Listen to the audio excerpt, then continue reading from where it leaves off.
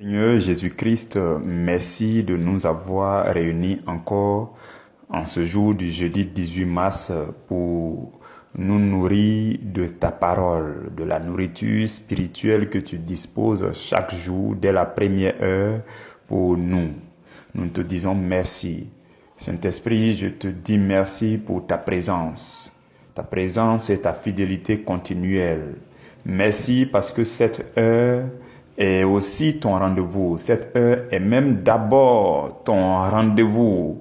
Et nous sommes ici pour communier dans ta présence avec notre Seigneur Jésus et devant le saint trône de la grâce de notre Dieu. Saint-Esprit, je te dis merci pour tous les temps d'enseignement passés et je te dis encore merci pour ta présence en ce jour, pour ce temps de méditation.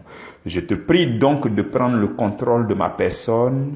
Je te prie de prendre le contrôle de ce moment.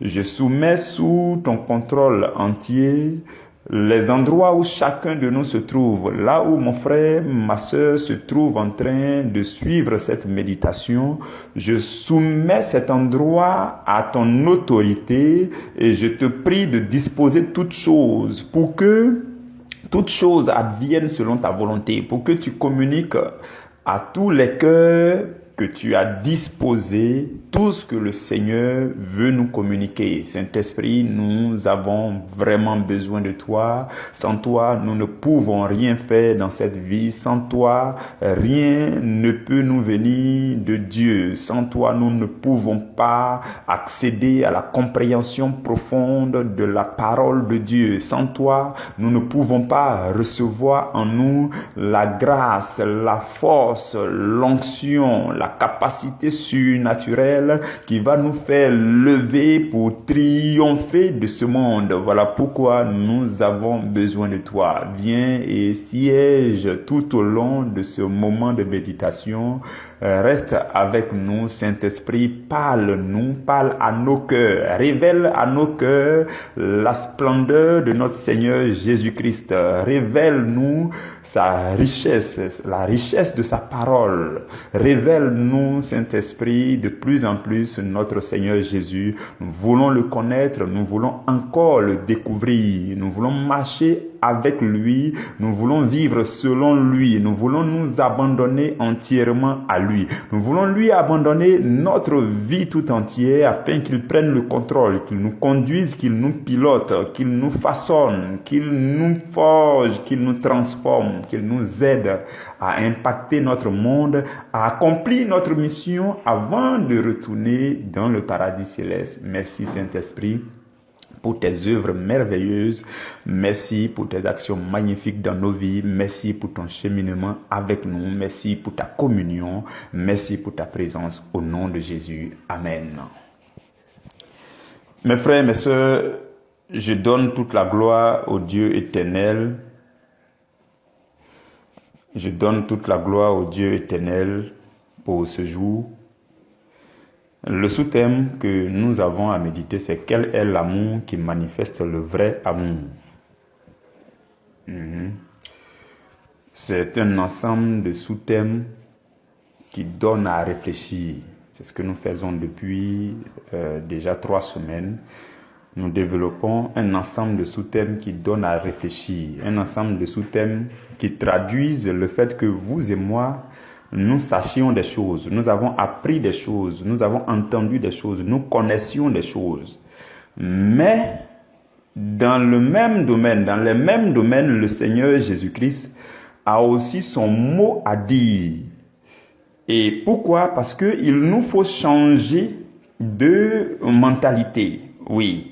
Il nous faut un renouvellement de mentalité. Vous savez que quand on devient chrétien, qu'on cherche à grandir spirituellement, tout ce processus-là, c'est un processus de rééducation spirituelle, de changement de mentalité, de renouvellement de l'intelligence. Donc, nous savons beaucoup de choses, nous avons appris beaucoup de choses, mais à travers ces temps d'enseignement, nous apprenons encore beaucoup plus et nous apprenons des choses plus excellentes que le Seigneur Jésus nous dit et qui sont plus excellentes que des choses qu'on savait déjà. Et cela nous aide à nous ajuster, à nous réorienter, à nous ressaisir, à nous relever.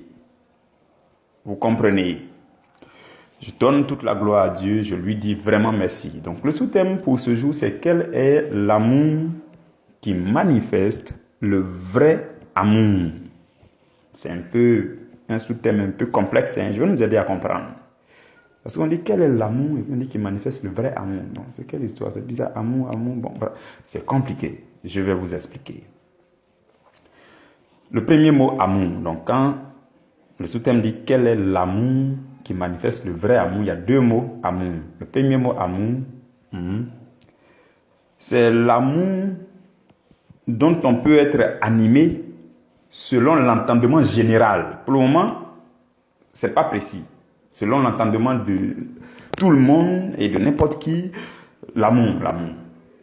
L'amour nous anime et on vit selon notre amour, selon notre entendement. Donc c'est selon l'entendement général, ce premier mot amour, ça veut dire quel est l'amour selon ton entendement, selon mon entendement, selon plusieurs. Il y a plusieurs types d'amour. Donc parmi toutes ces sortes d'amour, tous ces types d'amour-là, quel est donc celui qui manifeste le vrai amour? Et là, il y a le deuxième mot amour maintenant. Le deuxième mot amour, c'est le vrai amour, l'amour véritable. Donc, c'est comme s'il y avait plusieurs types d'amour que tu connaissais, que je connaissais, qu'on avait appris. Et aujourd'hui, nous allons, par la grâce du Saint-Esprit, essayer de découvrir quel est donc ce type d'amour qui va nous animer de telle sorte à manifester le véritable amour. Maintenant, quelqu'un va me dire, mais c'est quoi donc le véritable amour? On va voir tout ça. Suivez très bien. On va comprendre tout ça. Donc, qu'est-ce que je viens de dire? Avant, tu avais ton entendement du mot amour. Ton voisin avait son entendement du mot amour. D'autres personnes avaient leur entendement du mot amour. Chacun de nous avait son entendement du mot amour. Mais il est arrivé que, avec notre entendement habituel, on ne parvenait pas à manifester l'amour qu'il faut manifester. On ne parvenait pas, avec notre conception du mot amour, avec notre manière de concevoir le mot amour, avec la notion d'amour que nous connaissons, chacun de son côté, on n'arrivait pas tous à manifester le véritable amour. Le véritable amour. Donc, on va voir donc quelle est cette conception de l'amour, quel est ce type d'amour qui doit donc nous animer pour nous conduire à manifester le véritable amour. Vous avez compris? Je voulais poser la base. Maintenant, je vais nous aider à comprendre c'est quoi le véritable amour. Et maintenant, on va voir quel est l'amour dont il faut être animé pour manifester ce véritable amour. Le vrai amour, le véritable amour a un certain nombre de critères. Le vrai amour, si vous voulez parvenir à l'excellence dans ce domaine de l'amour, vous savez que l'amour est un des thèmes centraux de la Bible. Les thèmes comme l'amour, la foi, l'espérance, ce sont les grands thèmes de la Bible. Le chrétien que vous êtes et que je suis a besoin d'aller en profondeur. Pour ceux qui se souviennent, l'année dernière, on a pris 7 mois, jour après jour, 7 mois. Jour après jour pour enseigner sur le grand thème, l'amour divin. C'était magnifique, c'était tout simplement glorieux. Et nous reparlons encore de l'amour aujourd'hui. Et c'est vraiment encore magnifique, cela nous a enrichis davantage. Je bénis le nom du Seigneur. L'amour vrai, l'amour véritable, qui doit être manifesté, qui doit être vécu, c'est un amour, frères et sœurs, qui t'amène à toujours vouloir voir l'autre. Je m'explique. Le vrai amour, lorsque le vrai amour est manifesté, vous voulez toujours voir celui qui est à côté de vous. Si vraiment vous l'aimez, vous voulez le voir. Vous voulez le voir aujourd'hui, demain vous voulez le voir, après-demain vous voulez le voir, et vous allez plus loin et vous désirez vraiment le voir pour l'éternité. Vous voulez qu'il ne meure jamais, vous voulez qu'il demeure, vous voulez qu'il existe pour toujours. Voici un des critères de l'amour vrai. L'amour vrai veut que on désire pour l'autre une existence éternelle. L'amour vrai, c'est l'amour qui désire que l'autre soit sauvé, que l'autre soit délivré, que l'autre soit libre, que l'autre vive non seulement longtemps sur la terre et jusque dans l'éternité. C'est l'amour vrai. Voici ce que l'amour vrai désire. Quand vous manifestez l'amour véritable, vous avez ses pensées en vous. Celui qui est à côté de vous, vous ne voulez jamais sa mort. Et cela veut dire que vous l'aimez. Et vous désirez qu'il demeure en vie. Aujourd'hui, demain, je veux le voir le mois prochain. Je veux le voir. Non, il me manque. Non, je veux le voir. Je veux qu'il reste en vie. Et je vais plus loin pour désirer pour lui la vie éternelle, la vie après la mort, parce que je veux son bonheur éternel. C'est ça, l'amour vrai. Suivez-moi très bien. Ça peut être lourd pour nous, pour les uns, pour les autres, mais c'est ce que le Seigneur veut nous dire. Voilà pourquoi il faut mieux disposer ton cœur. L'amour vrai encore, c'est l'amour pour l'âme d'une personne. Oui. C'est l'amour pour l'âme d'une personne. Ce n'est pas seulement l'amour pour le corps d'une personne, non. C'est l'amour qui va au-delà du corps et qui aime l'âme de ton frère, de ta sœur. Quand j'étais à Abidjan, souvent je prêchais un peu sur ces choses-là. J'allais plus loin. Je disais aux jeunes filles, je dis, mais si le gars là te drague, il faut lui poser une question. Demande-lui, c'est mon quoi que tu aimes? Parce qu'il y a mon corps et puis il y a mon âme et il y a mon esprit. C'est quelle partie tu aimes? Parce que je suis tridimensionnel. Je suis 3 personnes composées en une personne. C'est mon quoi tu aimes? Pour poser cette question. Tu es jeune fille et des jeunes hommes te draguent tout et tout. Voilà. Demande-leur, c'est quelle partie tu aimes. L'amour vrai aime l'âme.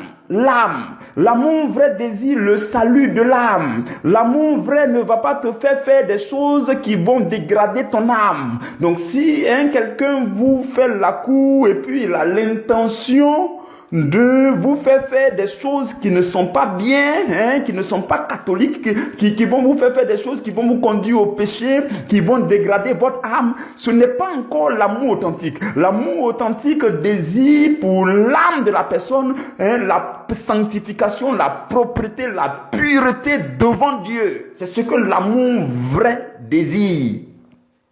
Tu ne peux pas dire je t'aime, je t'aime. Souvent vous voyez, non, ça veut dire que le monde a sa conception du mot je t'aime. Je t'aime et puis après, il te dit allons quelque part là-bas. Quelque part où? Mais tu vas faire quoi avec moi là-bas? Non, mais tu vas me détruire l'âme. C'est mon âme que tu vas dégrader parce que je vais pécher contre Dieu, je vais offenser Dieu et mon âme sera mal. Mon âme va être dégradée. Le péché va venir t'acheter mon âme. Si tu m'aimes, il faut donc aimer mon âme. Il faut donc contribuer à la purification, à la sanctification de mon âme. L'amour vrai va au-delà du corps pour aimer l'âme, pour chercher le bien-être de l'âme de la personne. Comprenez, ce sont toutes ces choses-là qui regroupent l'amour véritable. L'amour vrai encore, mes frères, mes sœurs, c'est l'amour selon Dieu. C'est l'amour selon Dieu, je vais le dire simplement. L'amour selon Dieu, ou encore l'amour divin. Voilà, l'amour selon Dieu, ou encore l'amour divin. Et cet amour-là se manifeste dans 3 sens. On avait vu ça l'année dernière, je vais rappeler rapidement. Cet amour se manifeste dans 3 sens.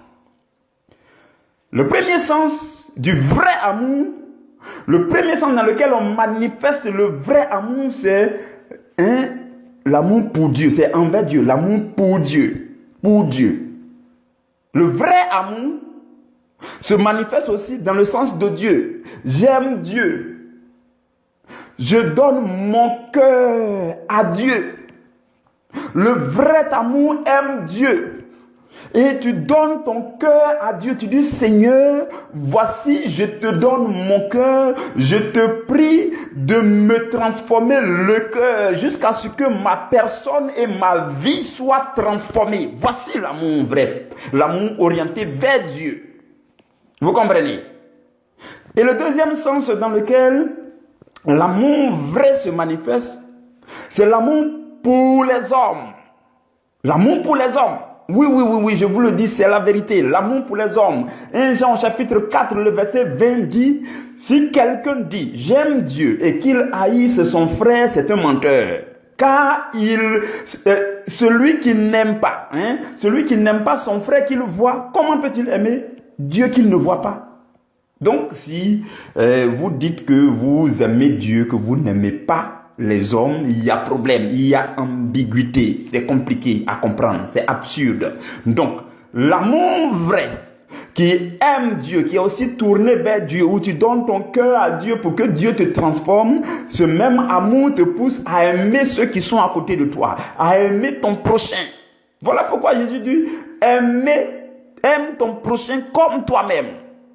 Donc, aimer le prochain comme Dieu nous aime. Si vous regardez votre vie et que vous réalisez suffisamment que Dieu vous aime, c'est une raison suffisante pour aimer l'autre. Parce que de la même façon que Dieu vous aime, de cette même façon Dieu l'aime. Parce que Dieu vous a créé, vous deux. Aussi bien que Dieu t'aime, Dieu l'aime aussi. Voilà pourquoi il faut l'aimer comme Dieu t'aime et comme Dieu vous aime, vous tous. Vous comprenez? Donc, l'amour vrai se manifeste dans un deuxième sens. C'est l'amour pour les hommes, l'amour envers le prochain. Et le troisième sens dans lequel l'amour vrai se manifeste, c'est dans le sens du service de Dieu. L'amour pour le service. L'amour pour le service. Vous avez l'habitude de m'entendre dire que vous pouvez servir Dieu sans l'aimer. Mais dès lors que vous aimez Dieu, vous vous retrouvez à le servir. Quelqu'un ne peut pas dire qu'il aime suffisamment Dieu et puis il ne sert pas Dieu. C'est pas normal, c'est pas correct, c'est pas possible. L'amour vrai pour Dieu vous pousse à aimer le service de Dieu. L'amour vrai pour Dieu, pour votre Dieu, le Dieu que vous dites chaque jour que vous lui avez donné votre cœur, il est mon Seigneur, il est mon Dieu, il est mon tout. Si vous l'aimez vraiment, cela vous pousse à le servir, à intégrer une communauté, une église, un département, un groupe de prière pour le servir. Si vous ne le faites pas, votre amour n'est pas encore mature. Vous comprenez? Et en fait, c'est l'amour pour un plus grand nombre qui vous pousse à servir Dieu. L'amour pour un plus grand nombre. Parce que les communautés qui existent, les églises qui existent, qu'est-ce qu'ils font? Ils font en une pierre deux coups. On fait une seule prédication et puis il y a 500 personnes qui peuvent entendre en même temps. On fait une seule action et puis ça impacte la vie de 100 personnes à la fois. On fait une seule action et puis on peut gagner plusieurs personnes à Christ. On peut faire une seule action et puis Christ est connu par plusieurs personnes à la fois. Donc l'amour pour le grand nombre, pour passer à une échelle supérieure. Tu as manifesté l'amour pour le voisin, pour ta collègue, pour ta copine, pour ton frère, pour ceux du quartier. C'était c'est à petite échelle. Mais lorsque votre amour grandit pour Dieu, vous entrez dans le service, parce que c'est dans le service qu'on fait ça à grandeur nature, à grande échelle. Là-bas, c'est en une pierre deux coups. Vous posez une seule action et puis beaucoup de personnes sont impactées. Beaucoup de personnes sont attirées à la lumière de Christ. C'est ce qui pousse à servir Dieu. Si vous ne savez pas Dieu, vous n'avez pas encore passé à une dimension supérieure. Non, vous êtes encore à petite échelle. Votre amour est à petite échelle. Votre amour n'est pas mature. L'amour mature vous poussera à servir Dieu, à intégrer un endroit où on sert Dieu. Vous avez compris? Donc, l'amour vrai, c'est cela. Je récapitule. J'ai parlé de l'amour vrai pour que ce soit clair dans notre esprit. Maintenant, on va aller voir de quel amour, selon l'entendement des hommes, on entend par-ci par-là l'amour. Chacun a sa perception de l'amour. L'amour, selon celui-ci. De quel amour on doit être animé vraiment pour pouvoir manifester ce vrai amour. Hein? Si nous voulons manifester ce vrai amour, frères et sœurs, ce vrai amour qui est un amour qui veut que tu vois, tu désires l'existence éternelle de l'autre. Ce vrai amour qui consiste à désirer le salut pour l'autre, à aimer son âme et non pas seulement son corps. Le vrai amour qui conduit à la vie et non à la mort. Le vrai amour qui est aussi tourné vers Dieu, l'amour pour Dieu. Qui est aussi tourné vers les hommes, l'amour pour les hommes, qui est aussi tourné vers le service de Dieu, l'amour pour le service de Dieu. Ce vrai amour, si nous voulons le manifester, frères et sœurs, ce qui doit nous animer, on appelle ça l'amour de Christ. L'amour de Christ. C'est l'amour de Christ qui doit nous animer. L'apôtre Paul dit, mais qui donc nous séparera de l'amour de Christ? Non, nous sommes animés de l'amour de Christ et rien ne peut s'arrêter devant nous. Aucun obstacle ne peut nous retenir de manifester le vrai amour parce que nous sommes animés de l'amour de Christ. Il dit ni la mort, ni la vie, ni les anges, ni les démons, ni les profondeurs, ni la hauteur, ni la vie, ni la mort. Rien ne peut être un obstacle pour nous empêcher parce que nous sommes mus, nous sommes en mouvement. C'est l'amour de Christ qui nous a mis en mouvement et rien ne peut nous séparer de cet amour de Dieu manifesté en Christ. L'amour de Christ nous a remplis. C'est l'amour de Christ. La Bible dit dans le livre de 2 Corinthiens, l'amour de Christ nous presse. Lorsque l'amour de Christ, lorsque Christ vous a communiqué suffisamment d'amour et que cela est rempli en vous et que cela bouillonne en vous, vous ne pouvez pas rester tranquille, vous êtes mu, vous êtes en mouvement de part et d'autre pour manifester l'amour vrai. Donc, le carburant pour manifester l'amour authentique, c'est l'amour de Christ. L'amour de Christ. L'amour que Christ peut déposer en toi. L'amour qui peut rentrer en toi par ta communion avec Christ et sa parole.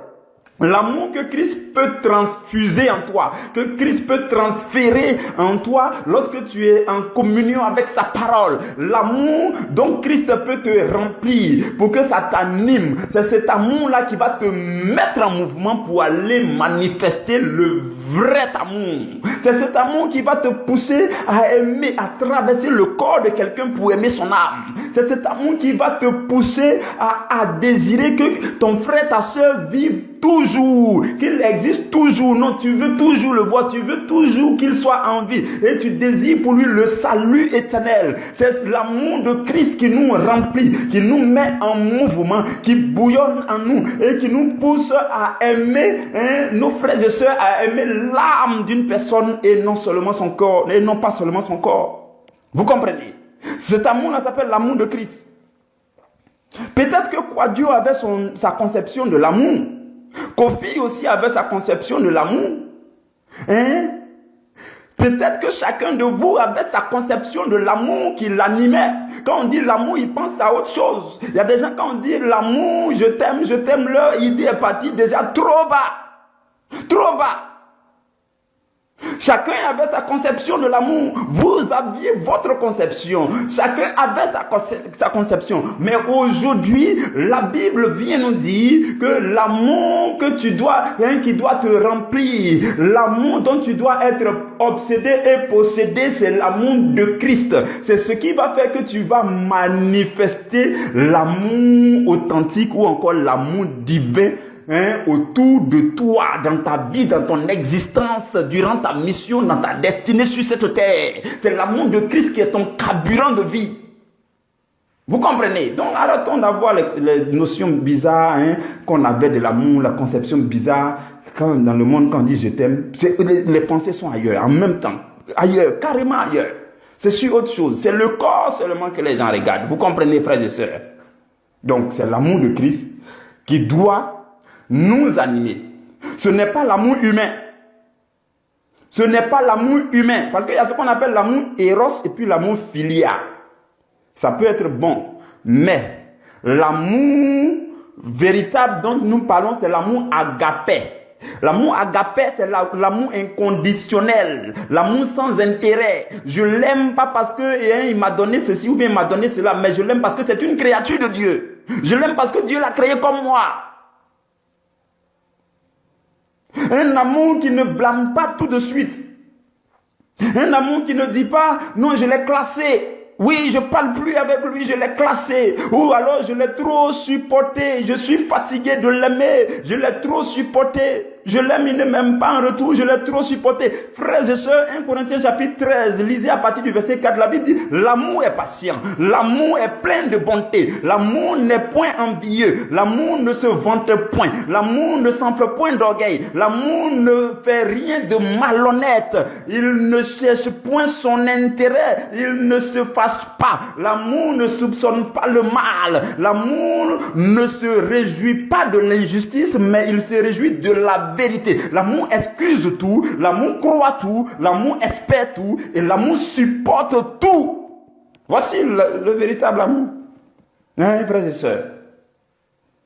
Je sais que nous avons très bien saisi le sous-thème d'aujourd'hui. Je vais pas être long. Je pense que le Seigneur nous a communiqué ce qu'il voulait nous communiquer. Je bénis vraiment son nom. Je lui dis merci, que Dieu vous garde et que Dieu vous bénisse. Nous allons nous retrouver demain à la première heure. Je passe cette information qui est à l'ordre du jour. C'est que tous ceux qui résident en Côte d'Ivoire et qui sont dans ce groupe priorité à l'évangile vont être déplacés vers un nouveau groupe qu'on appelle Mission priorité à l'évangile Côte d'Ivoire. On va les retirer de ce groupe, on va les mettre tous là-bas. Ça commence demain déjà avec les responsables, les membres du groupe B. Donc, mais effectivement pour vous ici, ça va commencer le lundi. Donc, ce qu'il est demandé à tous ceux qui vivent en Côte d'Ivoire, de toute nationalité qui vivent en Côte d'Ivoire et qui sont dans ce groupe, ce qu'il leur est demandé pour l'instant, c'est d'installer Telegram sur le portable et de configurer ça. Telegram. C'est pas compliqué à faire. Le frère Nestor nous envoie le lien pour installer rapidement. Vous installez, vous vous retrouvez là-bas. C'est exactement comme WhatsApp. J'ai dit Telegram, je n'ai pas dit Instagram. Telegram, c'est exactement comme WhatsApp. Arrivé là-bas, c'est là-bas que tous ceux qui sont en Côte d'Ivoire vont continuer à poursuivre cette mission. Oui, ça sera la mission nationale Côte d'Ivoire. Ne vous inquiétez pas, toutes les choses qu'on fait ici vont suivre leur cours là-bas. Tout ce qu'on fera ici, on le fera là-bas. Seulement que vous savez avec moi que WhatsApp ne peut pas dépasser 256 personnes. Or, nous sommes en train d'évoluer de jour en jour. Nous invitons, nous avons le désir d'inviter encore nos frères et sœurs, tout et tout. Donc, il faut libérer de la place ici sur ce groupe WhatsApp. C'est ça l'idée. Que Dieu vous garde et que Dieu vous bénisse. Demeurez sous la couverture de grâce du Seigneur. Demain, nous nous retrouvons à la première heure. Amen.